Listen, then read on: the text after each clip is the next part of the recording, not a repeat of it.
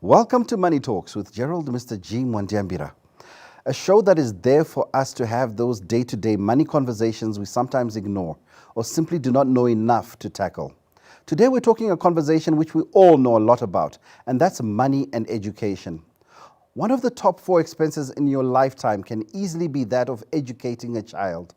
Private education from birth can easily surpass 1 million rand, and this brings to the fore many questions. To help us unpack these questions, we have Terence Tobin, a financial planner and investment advisor at Rich Ideas, and Nomusa Nkosi, a mum and an aspirant financial planning candidate. Welcome. Thank you. Thank you. We'll start with you, Terence. Why is education so expensive?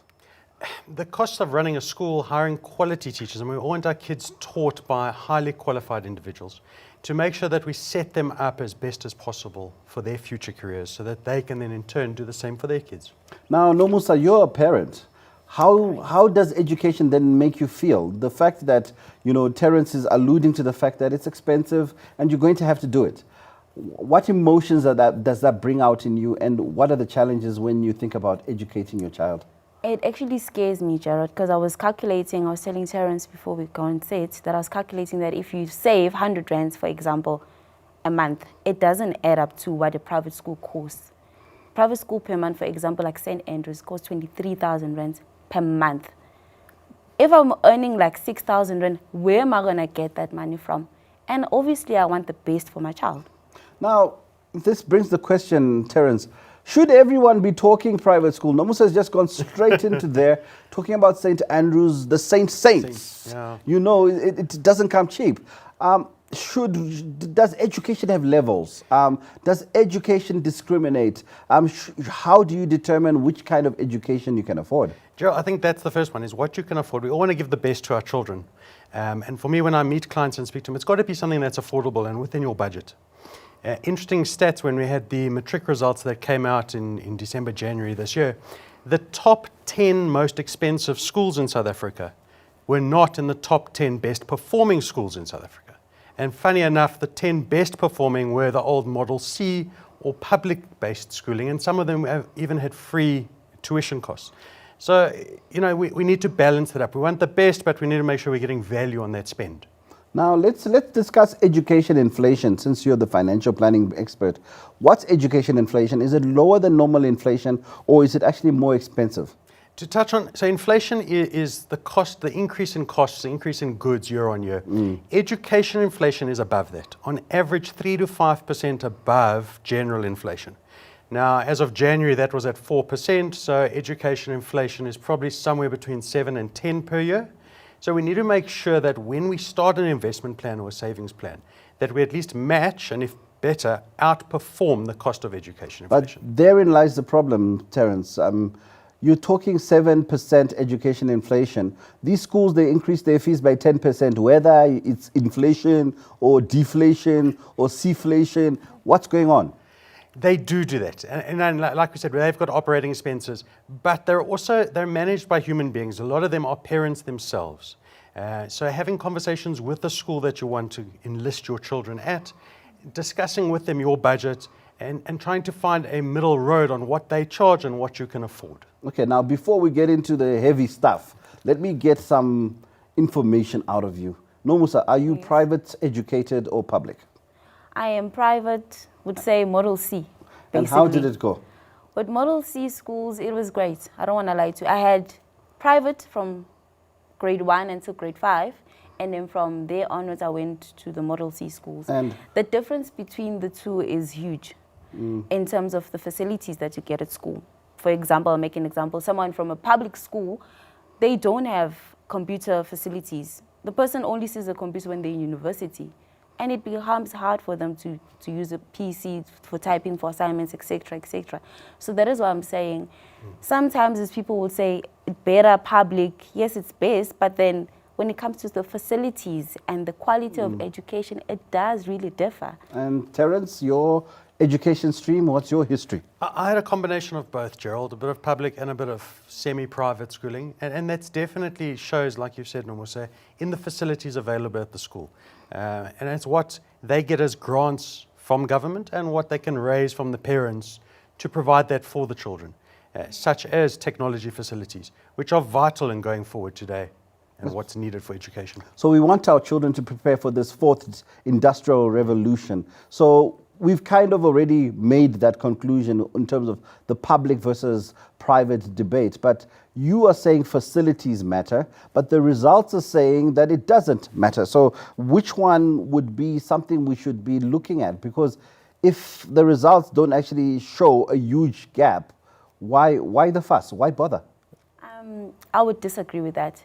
The results, it depends what results, right? When I was looking at the stats from Business Tech, it says people that actually passed the matric to be allowed into varsities. From the private institution, it was 88.7%. And then from the public, it was only 23%. Okay. So they could pass, but question is, can you go to university with your results? Okay, now speaking of that university, let's rewind right to the beginning.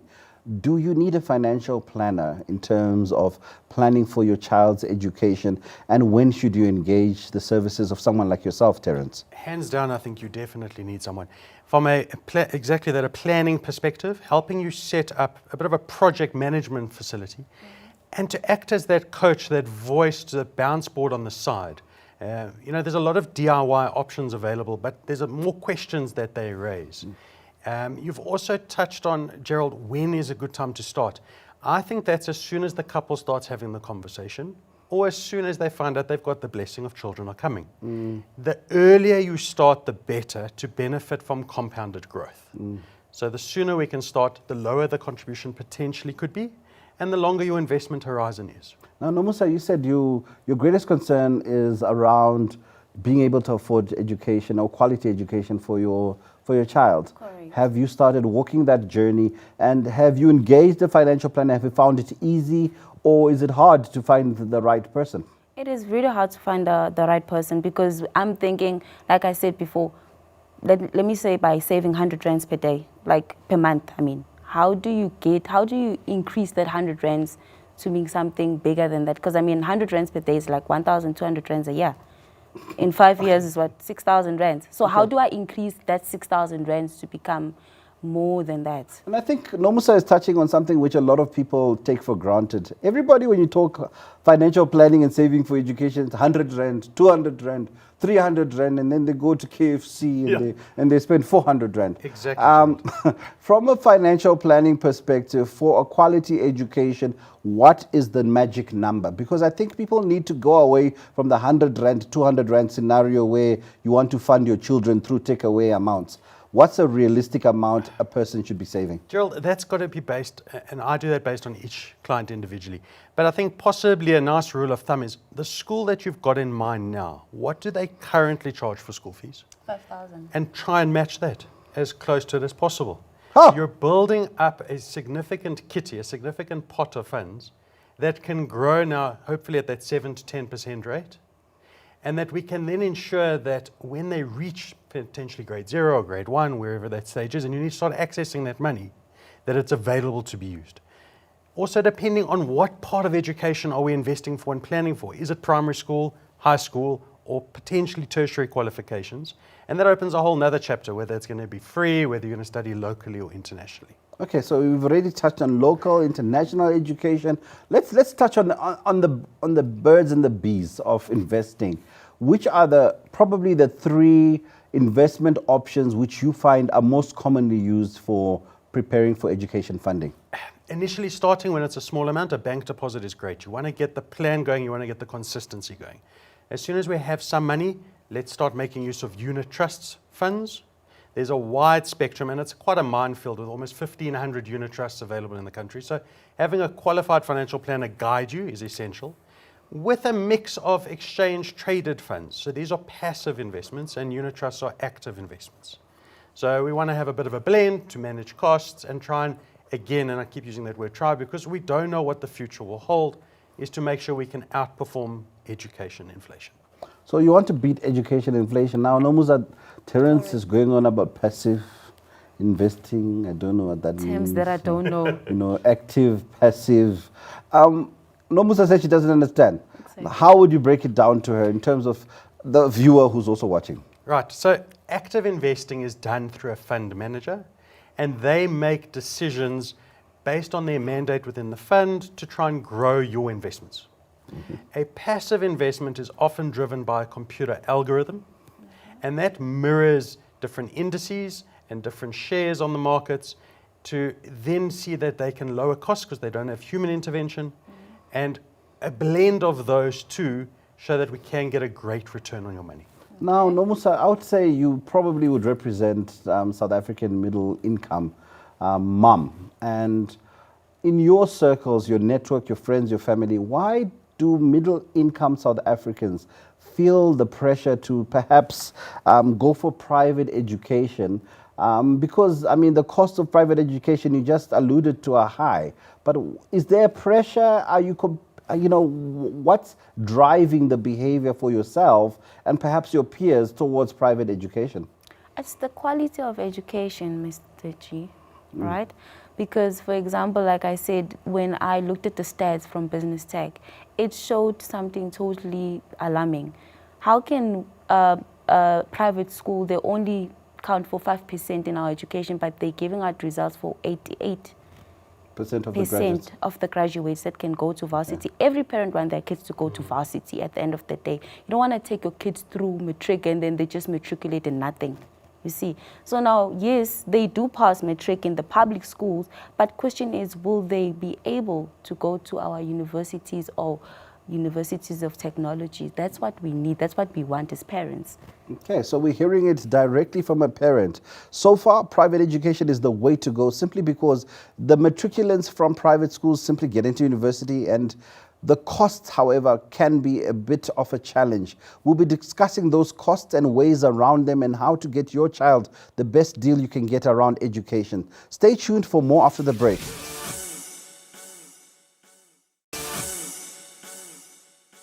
Welcome back to Money Talks with me, Gerald, Mr. G. Mwandiambira. If you've just joined us, we're talking planning for your child's education. And with me in studio, I've got Terence Tobin, who's a financial planner and an investment advisor with Rich Ideas, and Nomusa Nkosi, who's a mum and an aspirant financial planner.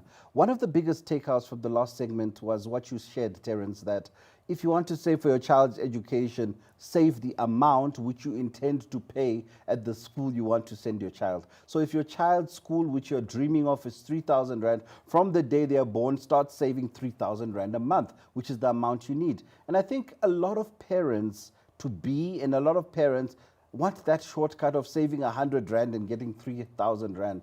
When you heard that from Terence, how did that make you feel to understand that if you want a school which costs 3,000 Rand, start saving 3,000 from the time the child is born? That means I could never take my child to a private school, basically. Yeah, unfortunately. And what we've got to look at is it's always got to be within your budget. So perhaps full private school is not the way to go. And there are a hybrid between private and public schools that are becoming a lot more affordable.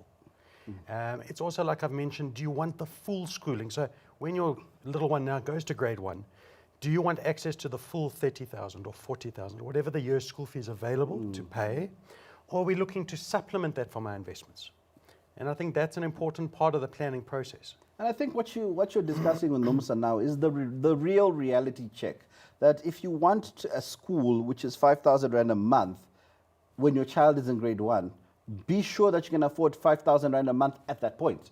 Because nothing is going to change. You can't put all your eggs in the basket of the investment growing. Also, what I've heard a lot of the time is that private school education is not just the act of paying fees. Yes. It's a lifestyle. You've gone to private school, and tell us the difference between the lifestyles of the parents and children at the private school when you were there, as well as when you moved into a state system.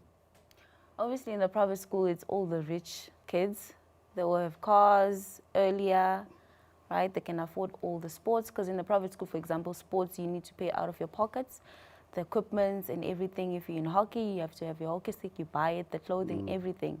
Then when you have to move into the public schools, I might say that is why they don't have a lot of facilities, for example, a lot of sports, because the people won't be able to afford to buy all the equipment. But you're talking about sports, and again, that's the whole lifestyle element, yes. Terence. It's not just the fees, because there's the hidden activity there and the hidden cost of private schooling there, extracurricular, and even you being there in terms of the time that's needed to support your child. Yes. In terms of your client profile, what are the profiles of the people who send children to private schools? Because sometimes I say simply look at what the wealthy people are doing or who they are to understand what you should be doing. Is there a certain type of profile of a typical private school parent you come across?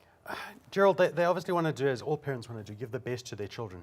And unfortunately, some parents go into substantial debt to provide that to their kids. Because like you've alluded to, it's the sports, the trips, buying that iPad. You know, my friend's got the latest smartphones, I want the same. So you've got to try and align to that. And keeping up with the Joneses, Gerald, is very dangerous. So I've got clients that have kids through the spectrum of public schools through to private, through to exclusive private schools. You know, where those schools cost 150, 200,000 Rand a year.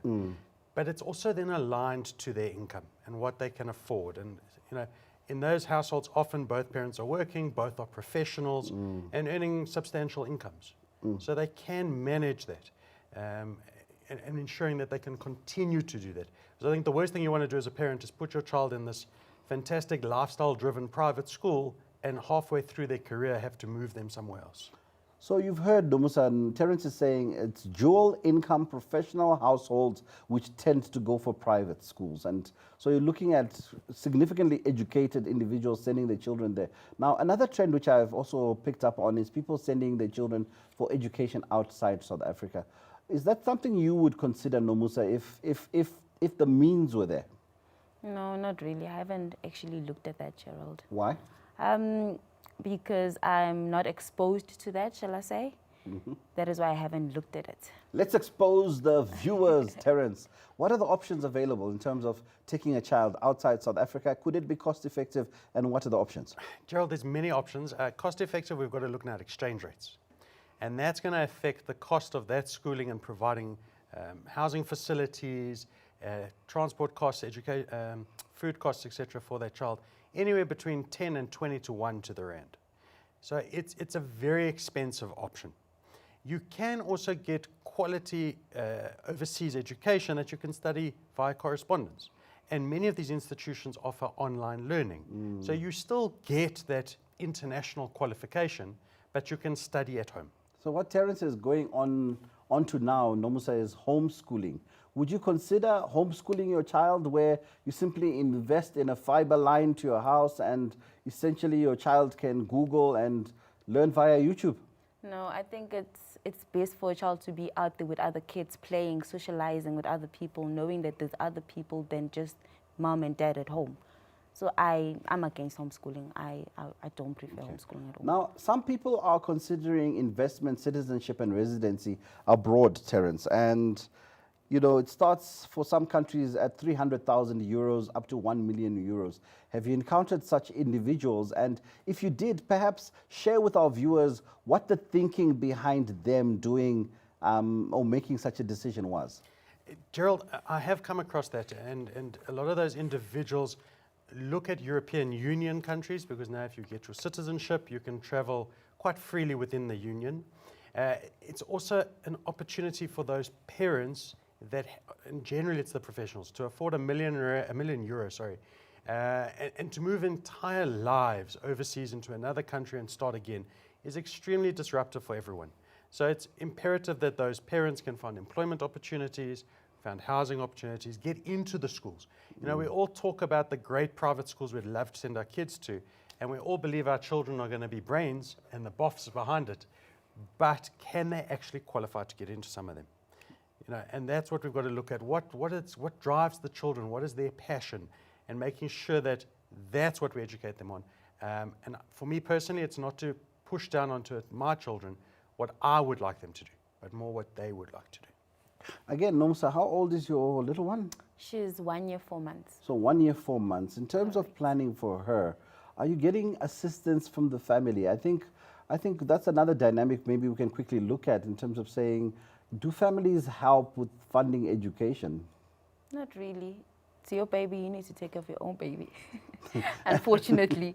But no assistance at all. In some areas or in some cultures, the grandparents and the parents do pay. I mean, Terence, can you challenge that or give us a different opinion? So yeah, I mean, it is a parent's responsibility. Yes, I agree with that.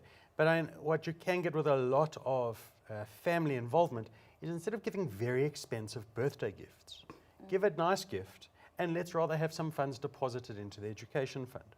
It's nice to be able to turn around to their child when they're in their high school or tertiary years and going, we as a family, us as a village have helped put you through schooling, helped you get to this varsity stage. Potentially you're the first person in that family getting to university, potentially being able to get that university qualification. And it's very rewarding. And that is becoming extremely popular, especially when using investment products that allow contributions from multiple sources and that aren't very restrictive in nature. Okay. Now, I've done a calculation before the show. If you contribute 2,750 Rand into a tax-free savings account or the maximum 33,000 Rand a year at a 10% annual return for 15 years, you can have saved up about 1.7 million Rand. No, Musa, if I said to you, make a plan, 2,700 Rand or 33,000 Rand from all the presents from the family members a year, is that possible? As a professional, yes, it is possible. But now look at it from other people's point of view. Let's say now I'm earning, like I said, from the beginning of the show, 3,000 Rands or 6,000 Rands. It's totally not possible. I won't be able to make that. Okay, so Nomusa is talking about the reality. Yes. That the majority of South Africans are earning probably average 10 to 20,000 per month. What options are there for them? Because from the numbers we've already shared, private schooling from a cost perspective is not practical. How can I, if I'm in the lower middle class, be in that state where I can feel comfortable with saving and planning for education? Gerald, we need to make sure that those individuals do contribute, start contributing as soon as possible in the lowest cost product that we can find. So to make sure that they align with a planner that doesn't charge large commissions, potentially rather charges a small fee, to make sure that they get a plan that can work for them within their budget. Possibly those families then look at public schooling, and we do understand that there will be limited resources. But by being able to save and put aside a bit, they can maybe afford extra lessons, private extra lessons, and resources that the school can't provide. They can provide that themselves because they've started this fund 10, 15 years ago that's now potentially in the hundreds of thousands of rands. Now, Nomusa, obviously with the advice from Terence, it's quite valuable.